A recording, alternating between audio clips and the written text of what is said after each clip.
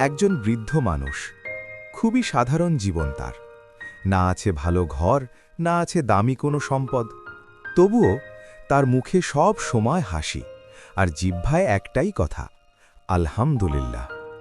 একদিন একজন ধনী লোক গাড়ি নিয়ে তার সামনে এসে থামল। লোকটি অবাক হয়ে বলল, আপনি সব সময় আল্লাহর শুকরিয়া আদায় করেন কিভাবে? আপনার তো কিছুই নেই, না ভালো ঘর, না ভালো কাপড়। বৃদ্ধ মানুষটি হালকা হাসলেন, তারপর শান্ত কণ্ঠে বললেন, আলহামদুলিল্লাহ, আমি খুব সুখে আছি। আল্লাহ আমাকে অনেক কিছু দিয়েছেন। এই দুনিয়ায় এমন অনেক মানুষ আছে যারা আমার চেয়েও অনেক বেশি কষ্টে আছে। তাদের তুলনায় আমি অনেক ভালো আছি। আমি যা পেয়েছি তাতেই সন্তুষ্ট। আল্লাহর প্রতি আমি কৃতজ্ঞ। এই কথা শুনে লোকটি চুপ হয়ে গেল, কিছু না বলেই সেখান থেকে চলে গেল।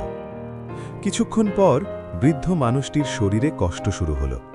তার মুখে ব্যথা, শরীর দুর্বল।